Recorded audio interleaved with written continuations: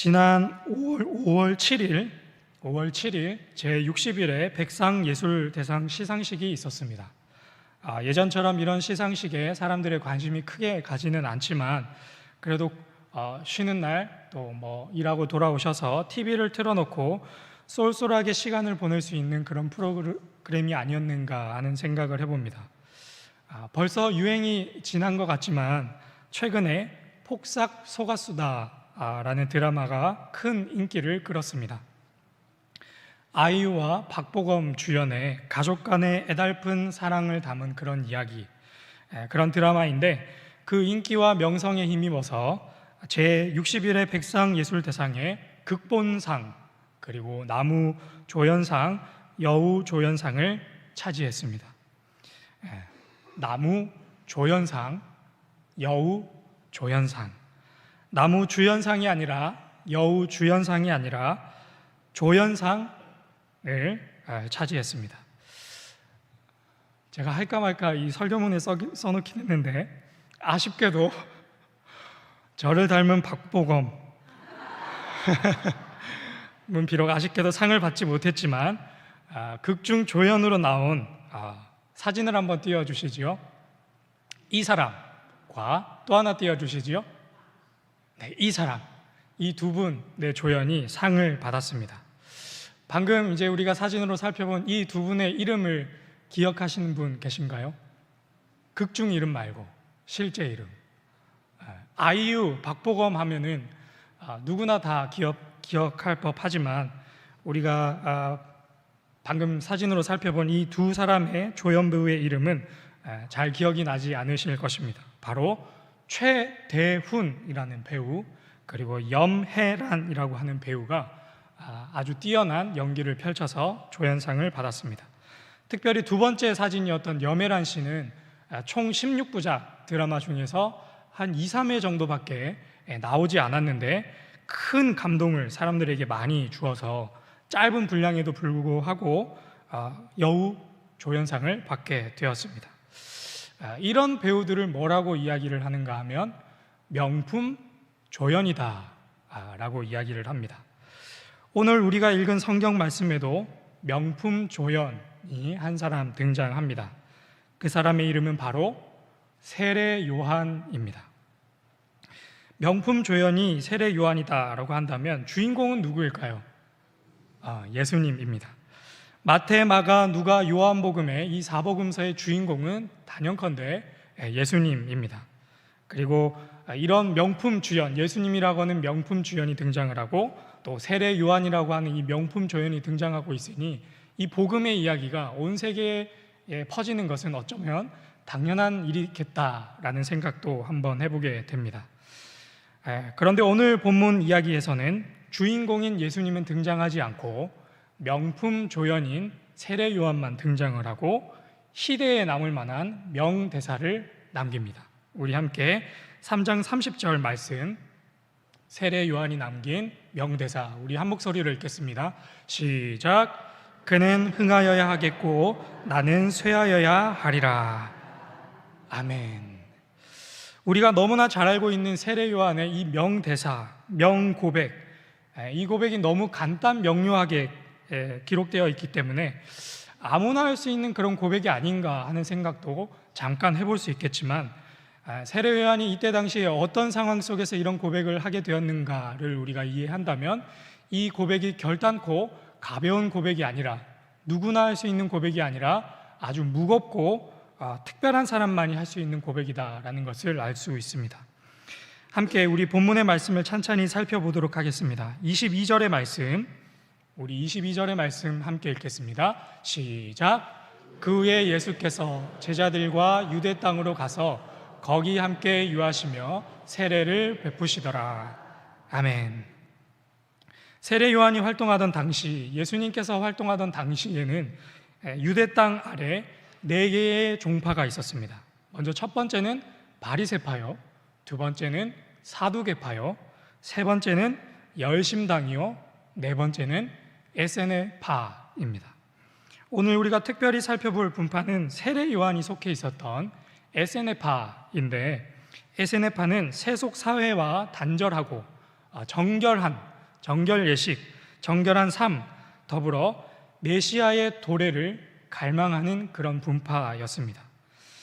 그리고 이 에세네파에는 세례의식이 매우 중요한 의식으로 자리 잡고 있었는데, 사가랴의 아들 요한의 별칭이 세례 요한인 이유도 여기에 있다고 할 수 있습니다. 세례 요한은 에세네파의 핵심 인물로서 수많은 사람들에게 세례를 베풀었고, 또한 권력자 앞에서도 구람이 없는 아주 당당한 그런 사람이었습니다. 그래서 그는 많은 사람들에게 영웅이자 지도자이자 스승이었으며, 가난하고 병들고 지쳐있는 사람들에게 한 줄기 빛과 같은 아주 그런 빛나는 사람이었습니다. 그런데 오늘 본문에서 예수님께서, 우리가 방금 읽었던 22절 말씀에 예수님께서 사람들에게 세례를 베푸시기 시작하므로 지각 변동이 일어납니다. 함께 우리 26절의 말씀을 읽겠습니다. 26절의 말씀 시작. 랍비여, 선생님과 함께 요단강 저편에 있던 이 곧 선생님이 증언하시던 이가 세례를 베풀매 사람이 다 그에게로 가더이다. 아멘. 노란색으로 표시된 사람이 다 그에게로 가더이다.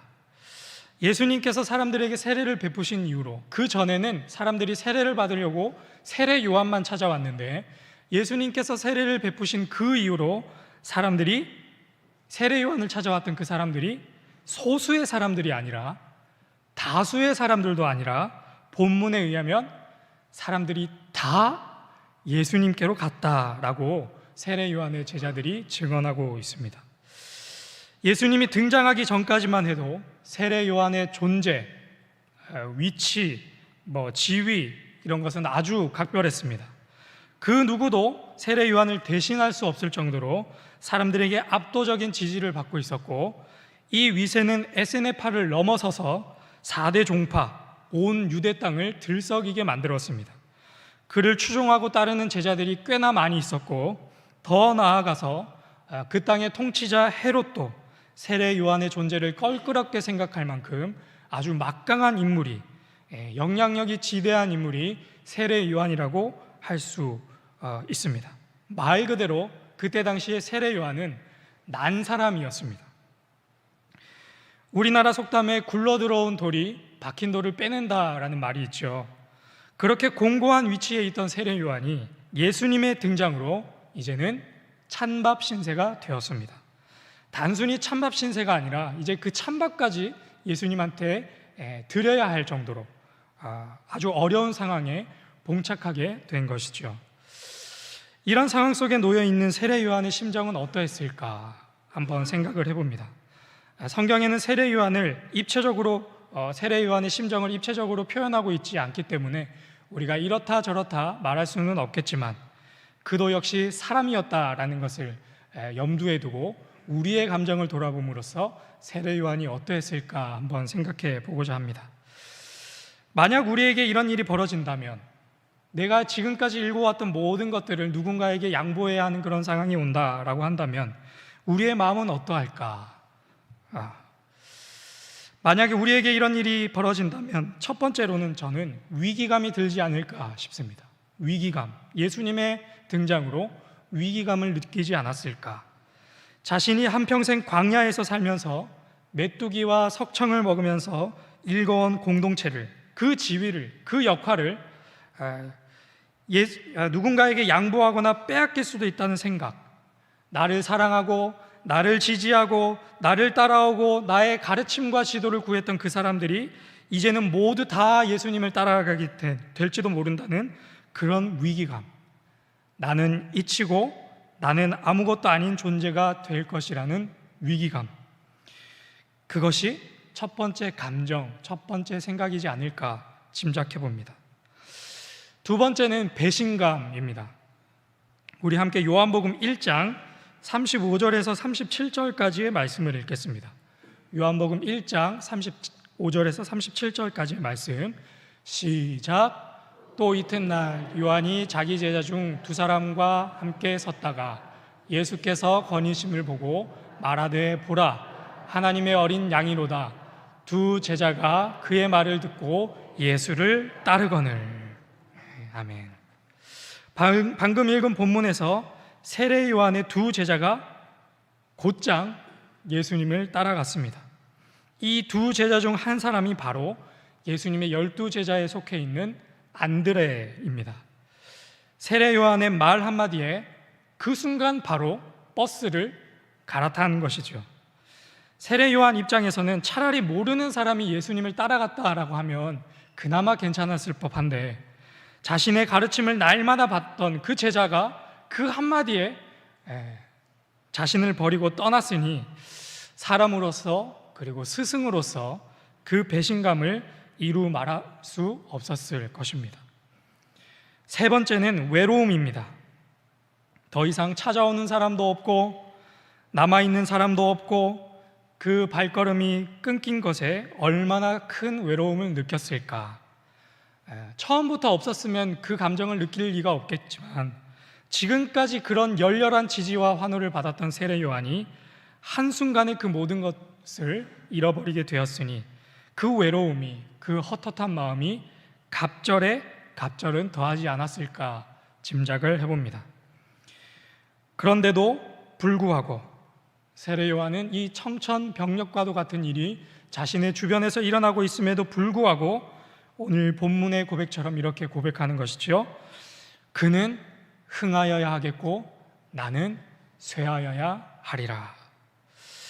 도대체 어떻게 세례 요한은 이런 고백을 할 수 있었을까? 그가 사도 바울이나 또 예수님을 능가할 정도로 뛰어난 인품을 가진 사람이었기 때문에 가능했을까? 아니면 세례 요한이 그 공동체 말고도, 그것 말고도 다른 가진 것이 훨씬 많아서 흔쾌히 포기할 만큼 풍족한 사람이었기 때문이었을까? 그렇지 않다라는 것을 다들 알고 계시죠? 그에게 있는 것은 고작 SNF파 공동체, 그리고 나무 막대기, 그리고 누더기와 같은 그런 옷들 뿐이었습니다. 그럼에도 불구하고 그가 가지고 있는 그 모든 것을 내려놓을 수 있었던 이유는 그가 두 가지 사실을 그 누구보다도 더 분명하게 알고 있었기 때문입니다. 두 가지 사실. 어떤 사실을 알고 있었을까? 우리 함께 요한복음 1장 34절의 말씀을 읽겠습니다. 1장 34절 시작. 그가 하나님의 아들이심을 증언하였노라 하니라. 아멘. 세례 요한이 무엇을 알고 있었습니까? 예수님이 하나님의 아들이다라는 것을 분명히 알고 있었습니다.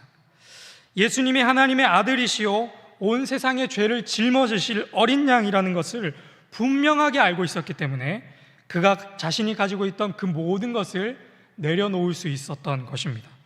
두 번째는 이것입니다. 우리 함께 1장 23절의 말씀, 1장 23절의 말씀 함께 읽겠습니다. 시작.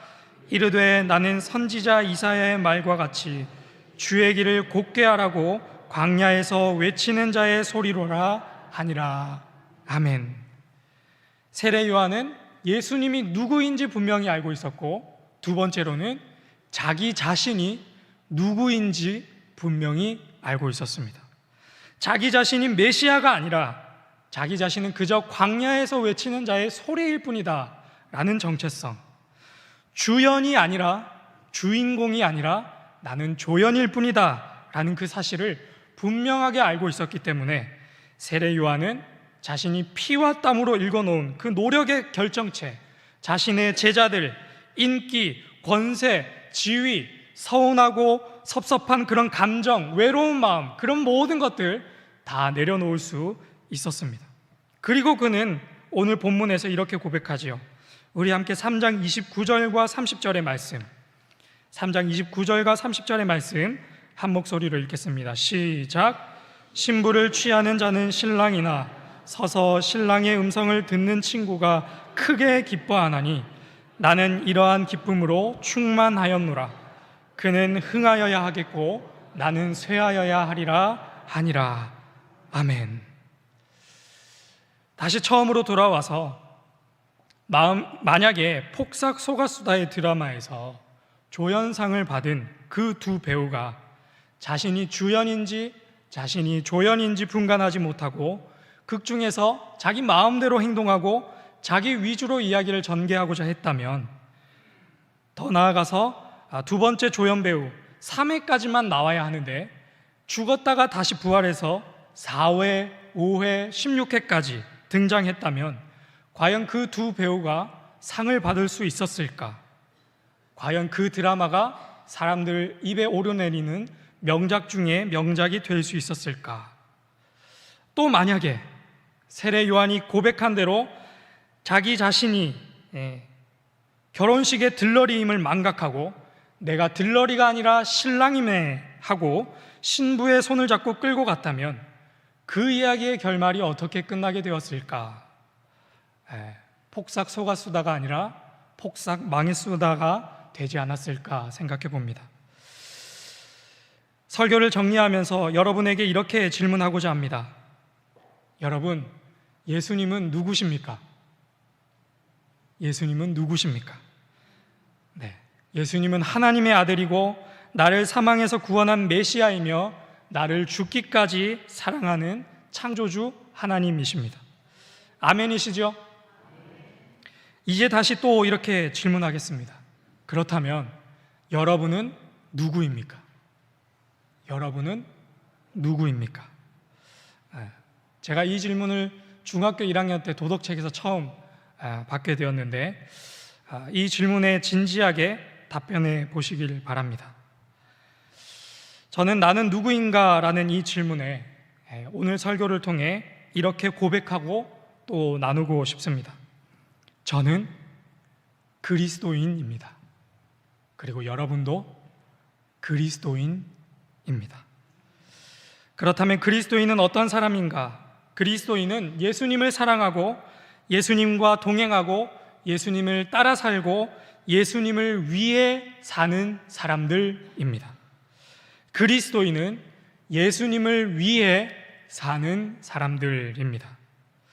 이제 마지막으로, 그렇다면 예수님을 위해 산다라고 하는 것은 무엇일까?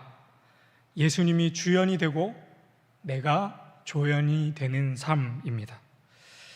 갑자기 당한 억울한 일 때문에 얼마든지 화를 내는 상황 속에서도 예수님이 흥하게 하시기 위해 나의 분노를 쇠하게 하는 사람, 오늘도 여전히 나를 배신하는 사람에게 예수님이 흥하게 하시기 위해 슬픔을 쇠하게 하고 용납하는 사람, 내가 가진 것 다 내가 누릴 수 있음에도 불구하고 나를 쇠하게 하고 예수님을 흥하게 하시기 위해 기꺼이 나누고 양보하는 사람, 높은 지위에 있으나 낮은 지위에 있으나 지혜와 학식이 많으나 적으나 그 부르심대로 순종하며 사는 사람, 흥할 수 있으나 흥하기를 포기하고 예수님을 드러내는 사람, 누가 알아봐 주지 않아도 예수님만 흥한다면 그 쇠함을 기꺼이 선택하는 사람, 예수가 흥함만으로 살고 그것만으로 기쁨에 충만한 사람,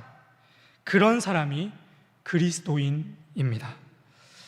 사랑하는 신일교회 성도 여러분, 여러분의 가정에서, 직장에서, 학교에서, 또 오고 가는 그 모든 발걸음 속에서 그 어디에서든 예수님 주인공 되시도록 명품 조연의 역할을 감당하는, 쇠하기까지 그 역할을 감당하는 우리 모두가 되기를 주님의 이름으로 축복합니다.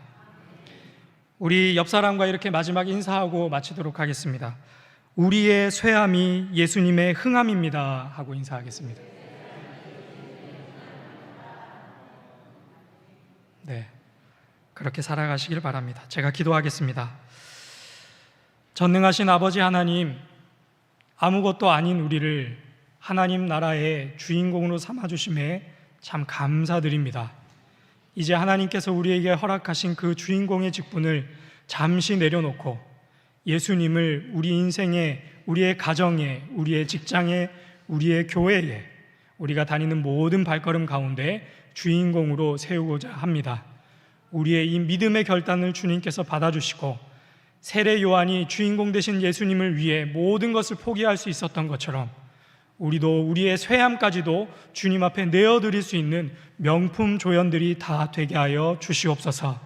우리의 작은 섬김이, 우리의 작은 순종이 세상 가운데 예수님이 드러나는 일이 될 수 있도록 도와주시고, 암울해져가는 이 세상 가운데 한 줄기 빛이 비추는 귀한 일들이 일어나게 하여 주시옵소서. 이 모든 것 우리의 주인공 되시는 예수님의 이름으로 기도드립니다. 아멘.